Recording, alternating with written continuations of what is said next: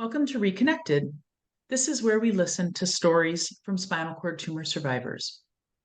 We aim to provide connection between survivors by telling our stories. Our purpose is to increase awareness about what life is like after being diagnosed with an intramedullary spinal cord tumor. Because our diagnosis is so rare, it's hard to find information from the patient perspective. At ReConnected, we talk with people living with the diagnosis and surviving the surgery. We speak from our own experience. We do not give advice. My name is Dawn Standera, and I am a survivor of a C1, C2 intramedullary ependymoma. And that's spinal cord tumor lingo for a tumor inside my spinal cord, right at the top of my spine in the neck area.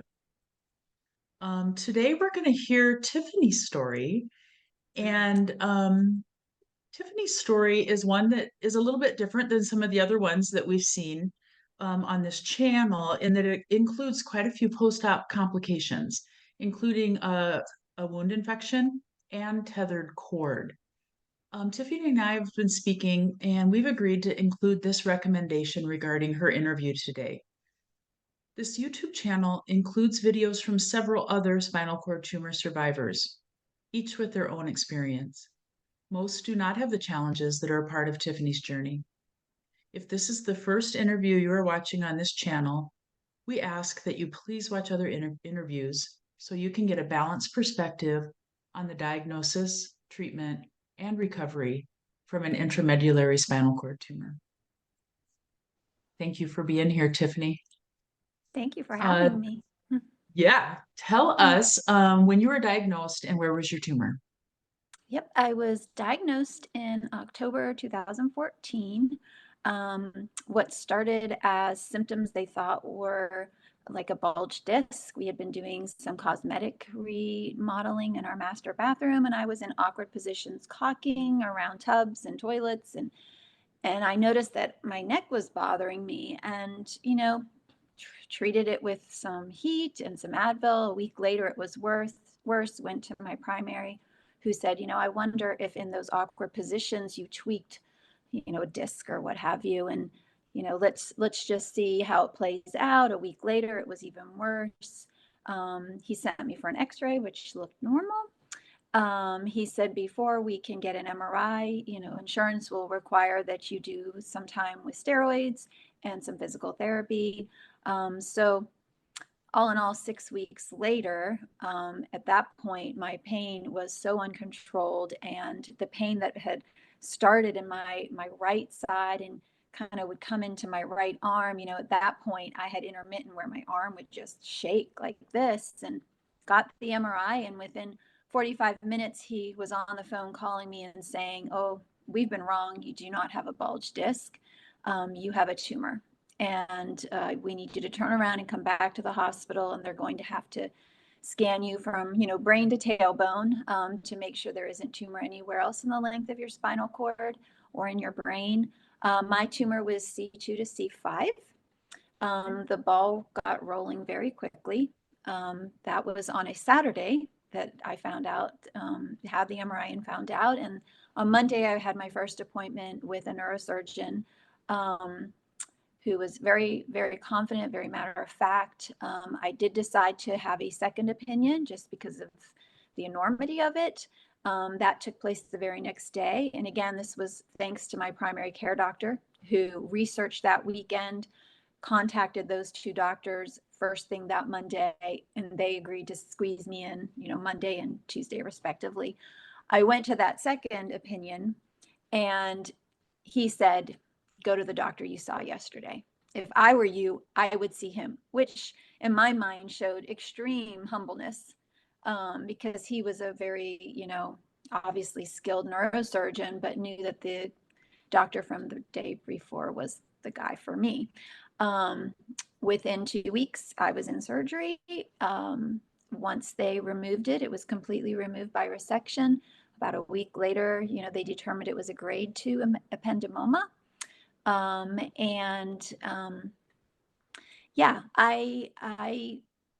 thought to myself when I found out I had the tumor, by spring, I know I'm going to have difficulty, but by spring, I'll be back to my normal self. um, which wasn't necessarily bad. That I think I just kind of had that determined, okay, we're going to get through this. I'm going to get, I'm going to get help with whatever losses I may have. And by spring, I'll be back at it with my family, with my life. But less than 2 weeks after the resection, I was still inpatient at the hospital. I developed an infection in the wound bed. And so I was rushed back to the operating room where I lost all the bone and hardware that had been placed after the resection. And a vac, I was left wide open, and a vac was placed to heal from the inside out. Tiffany, explain to us. I have a couple questions. First of all, how Sure. old were you when this happened? 40. 40. Okay. Yep, it was the year And I we turned promise 40. not to do the math on how old you are, but what year was this? This was in 2014. I'm 49 now. Okay. Yes. Okay. And you So it was have a done family. You near. have a husband and children, correct? Yes, I am married. I have 7 children. Um, Oh, wow. yes, and Congratulations. at the point when I was diagnosed, they were all still at home. And yeah, it was a busy family. We're a busy family. Um, But I mean, this is probably a good segue to say that, after my faith, my family has just been the driving force behind my perseverance to just keep pressing on. Um, Especially early on when this, whole new world came into my life, because until then I was a very healthy, active woman.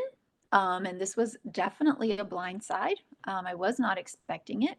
And probably like most, the thought of cancer, the C word, was extremely frightening to me. And as you know, the older we get, the more we hear. And um, so, yeah, despite that blind side, I was very determined that I was going to show my children how to take any type of adversity and suffer well through it, and to, just keep a positive attitude, and just to embrace the new that's given to you.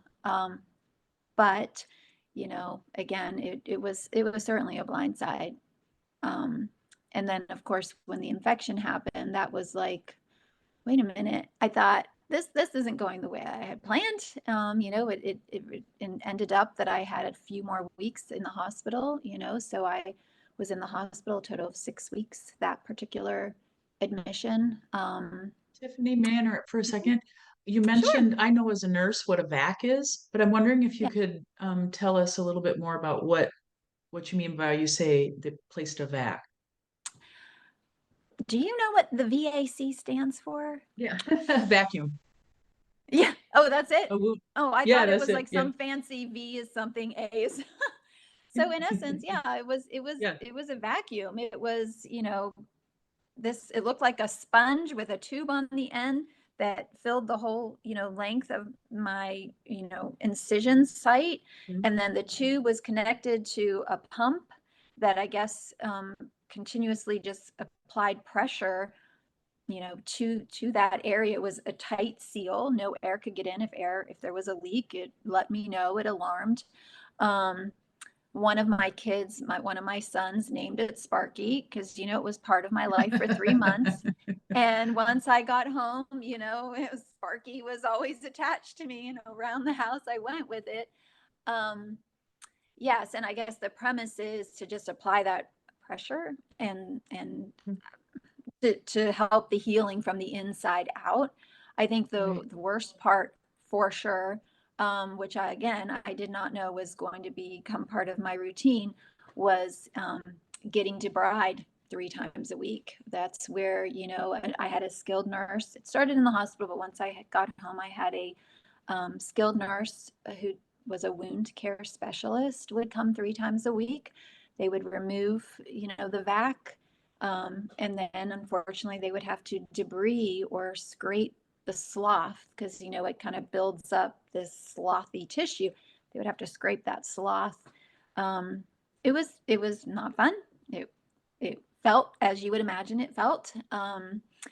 But we grew very close to this nurse, and still have a relationship with her. But Yeah, those were difficult times. I had 6 weeks at a PICC line, 6 weeks of IV antibiotics, and then another couple months of oral antibiotics. And it was doing its job. It was probably originally about this big, and it was slowly closing the wound bed. Um, but then about 3 months in, I developed a reaction to the tegaderm, the tape that is the whole vac on the neck.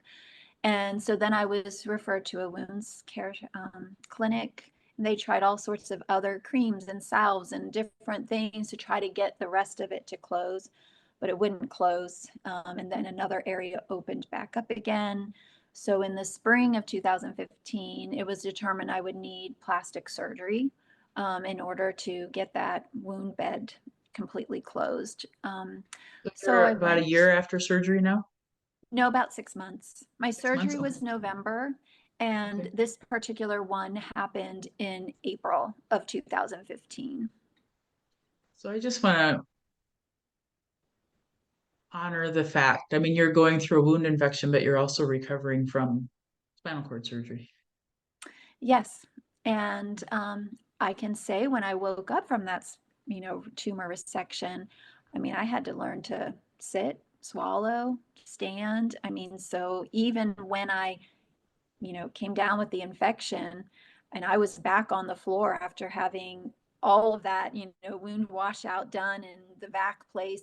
I was right back to inpatient physical therapy at the hospital and just trying to continue to press on in regaining the ability to stand and to walk and some balance and swallowing and all that. So yeah, it was definitely fighting one thing on one side and fighting another thing on this side. And Yes. um, yeah, so it was definitely challenging to say the least. And because I had the vac and this opening in my neck, my neurosurgeon did not want me to go to an outpatient physical therapy because he was just concerned of being out and about and the intrusion of possibly another bacteria, another infection. And so I was pretty much homebound, with the exception of follow ups with my doctors. I had PT and OT come to the house. I didn't go out, anywhere. I didn't go to church. I stayed home to try to stay healthy and get this thing to heal without any more infection. Um, but then when it was determined, all right, we just need to get this thing closed, the plastic surgeon and my neurosurgeon determined that they were going to take my lower trapezius muscle on my left side, and it was a muscle skin rotational graft. So they left it attached to the blood source.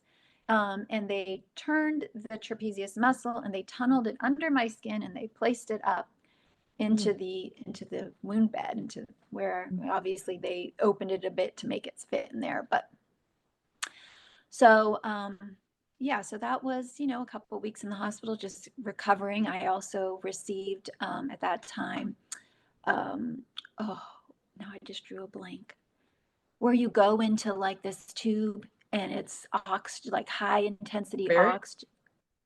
Hyperbaric hyperbaric. chamber? Yeah. Yes, Oh, I nice. received hyperbaric treatments Oh, cool. inpatient, and then when I got home, there was a facility close by that I did a few more of those.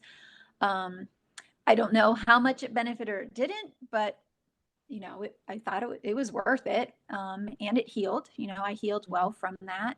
Now we're getting into the summer, right, of 2015. I'm finally able to get into outpatient physical therapy because the graft had healed.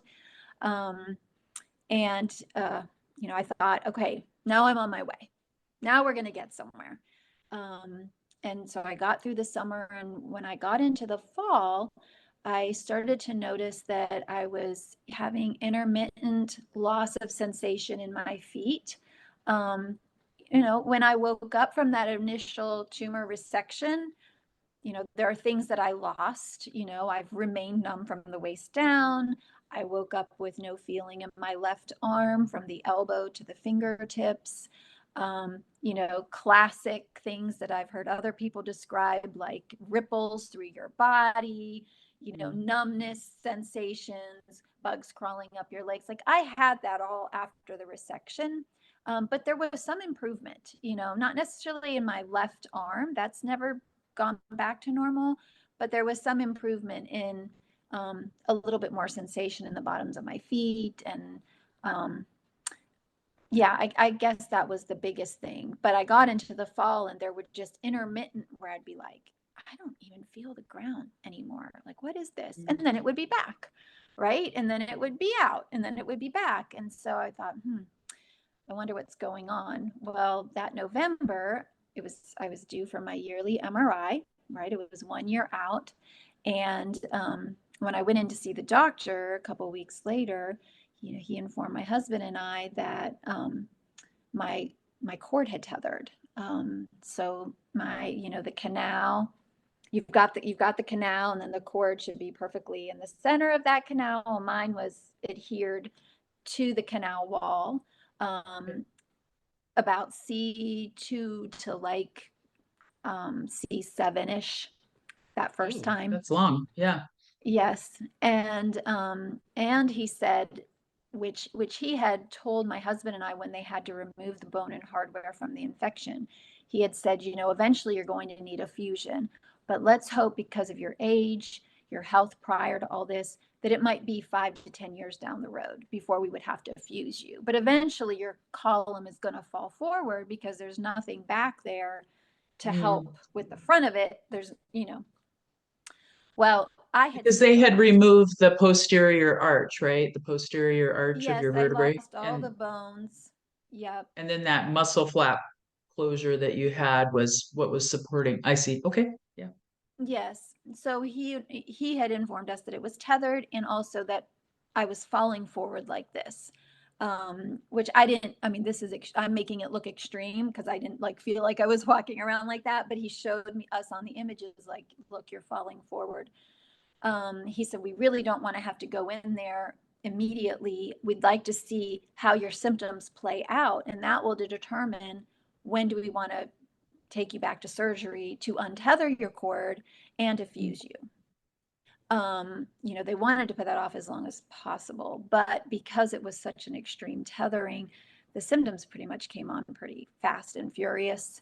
And so by the spring, it was determined, okay, we need to go back in, we need to untether you. There's always that balance of how long do we wait? Because, once you lose it, you might not get it back. Sometimes they can untether you, they remove tumors, and what your symptoms were prior are resolved, right? But sometimes the symptoms don't resolve, especially the longer you carry those symptoms. And so when it got to the point where, I was having a hard time even walking come spring, it was go time. So they went in, one neurosurgeon released the tether, and another neurosurgeon fused me from C2 to T2. That was in May of 2016. Again, another 6 weeks in the hospital between ICU, regular floor, inpatient, PT and OT, starting completely over again as I had done in, just a year and a half prior. So if I understand correctly, when they do a detethering, they're opening the dura, which is the lining out that the cord lives in, but they're not opening the cord again, right? But you do have to go into the dura. Right. They go into the dura and then I guess somehow they released it. Tease it loose. Oh my gosh.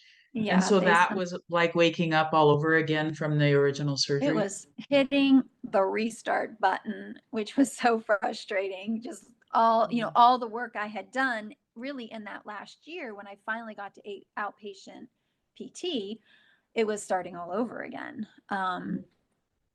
But I did my best inpatient, got discharged, went directly to outpatient, continued to work on it, and thought, okay, well, this, now we're going to keep going. And that August, so I was discharged the end of June, beginning of July from that untethering infusion. The beginning of August, I was sitting at the kitchen table and one of my kids walked behind me and they're like, Mom, what's wrong with your neck?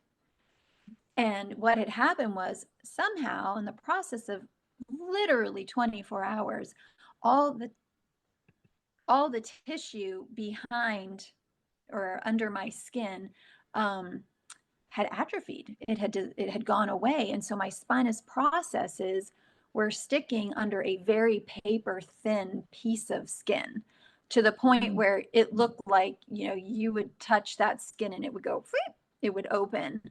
mm, Um, was seen immediately that day by the neurosurgeon, who sent me that moment to the plastic surgeon, and the two of them determined, okay, we've got to get her into surgery still this week. They worked together. My neurosurgeon removed all the spinous processes from, I think, C2 to T2, I believe. And then the plastic surgeon took muscles in that area to cover up where I'd lost the spinous processes.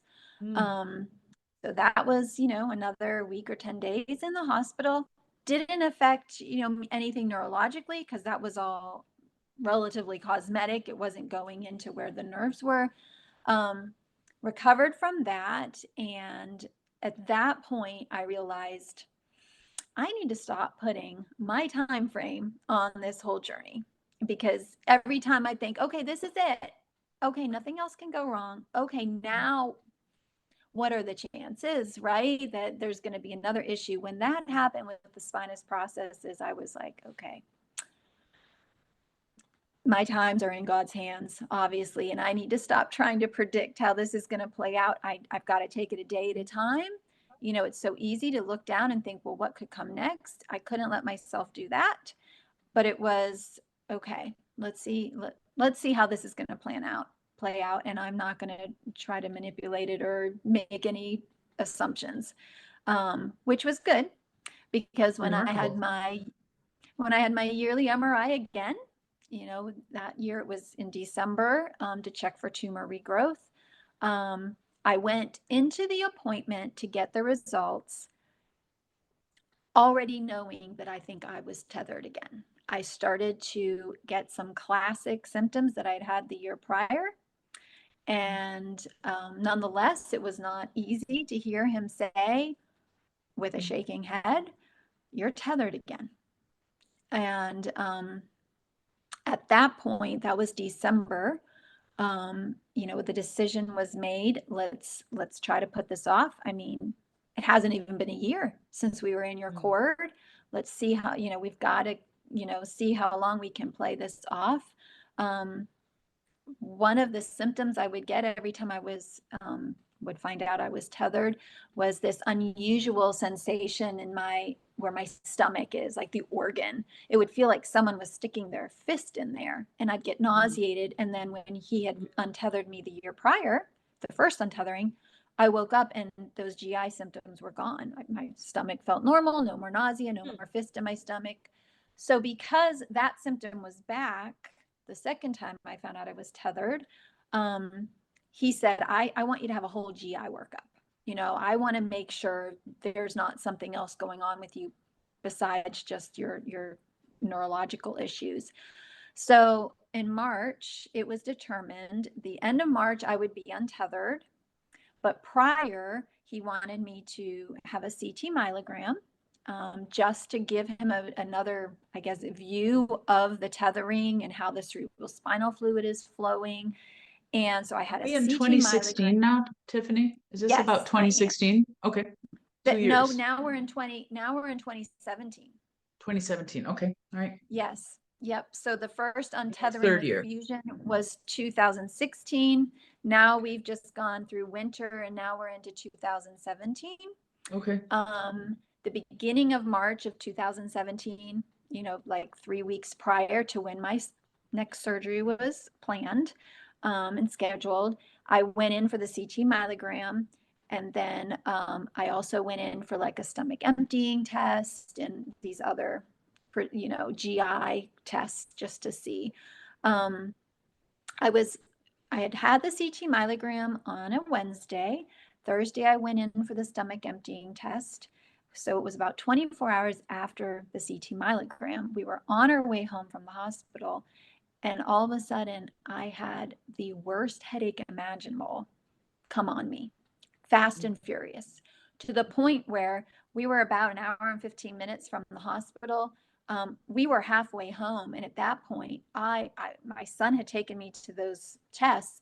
I mean, I was in tears. I was like, something isn't right. What in the world is going on? By the time I You're got tough. home, When somebody like you says, I got a problem. oh, it was frightening because it was a feeling of, I felt very like not out of control, like out of control, but just this feeling in me like something bad is happening. And it was just a horrendous headache. I've never had a migraine, so I can't even compare it to what a migraine would feel like. I've had headaches. This was something other than. By the time I got home, I had a fever. I was shaking, like I couldn't stop shaking. Um, my husband was at work. My mom was in town helping with the rest of the kids. And she's like, you got to go back to the hospital. Like, this isn't right. Right. So I got back in the car with my son. It was apple blossom season. So it took us forever to get back to DC to the hospital. By the time I got there, though, I couldn't even stand on my own 2 feet. My husband met my son and I at the hospital in the ER. Long story short, I ended up with chemical meningitis. They originally thought it was bacterial from the CT myelogram because it started exactly 24 hours after that test. But then over the course of the next few days, I responded so well to the antibiotics and the steroids that infectious disease determined it was not actually bacterial meningitis, but something called chemical meningitis, that I had had a meningitis episode as a result of the contrast that they put in, way up here, because this is where my Mm-hmm. damage is. And it got in there and it put me into this meningitis. So I was inpatient for 2 weeks, just really controlling the symptoms and monitoring the amount of swelling. Unfortunately, obviously, the surgery to untether me had to be canceled. The next issue I had was we could not get the brain pressure to come down. So I had every other week spinal taps to check the pressure.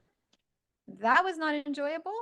Um, Finally, by that June of 2017, my neurosurgeon felt comfortable that the pressure was good enough that he could go in and he could untether. By that point, I was like practically dragging my left leg. Like we had to get the untethering done ASAP, and also considering the amount of brain pressure. So I was in the ICU a little bit longer that time because he put in a shunt to help with the pressure in the brain, which I guess you have to be in the ICU when they're kind of dripping cerebrospinal fluid.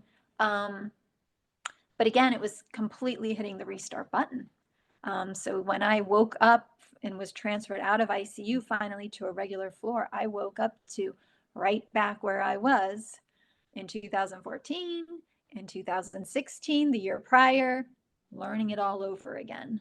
The one silver lining was all these took place at the same hospital, the same nurses, the same floor. Now they were my friends. They were just such support, On your such side. love, such encouragement. So that was definitely a blessing. So again, I was in the hospital for a few weeks. That was in the summer of 2017. I was discharged. I went straight to outpatient physical therapy. And then, yet again, that winter, I started having those classic symptoms again. And I was like, oh no, what in the world? MRI confirmed it, went in for the appointment, and my neurosurgeon's just shaking his head like, I don't know what to do.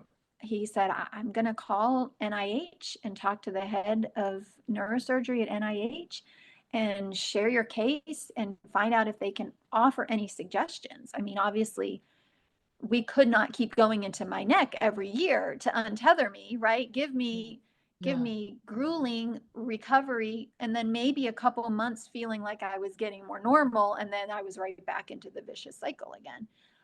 So, and Tiffany, what I'm going to do, Mhm. Tiffany, just for a second, Yeah, I know that this story, we don't have enough time to finish this part. We're going to do part two okay, because I know there's more to the story and I want to hear it. So I'm actually going to bring this part to a close and okay, then we'll regroup and we'll do part two of Tiffany's story. okay. All That sounds right. good. Okay.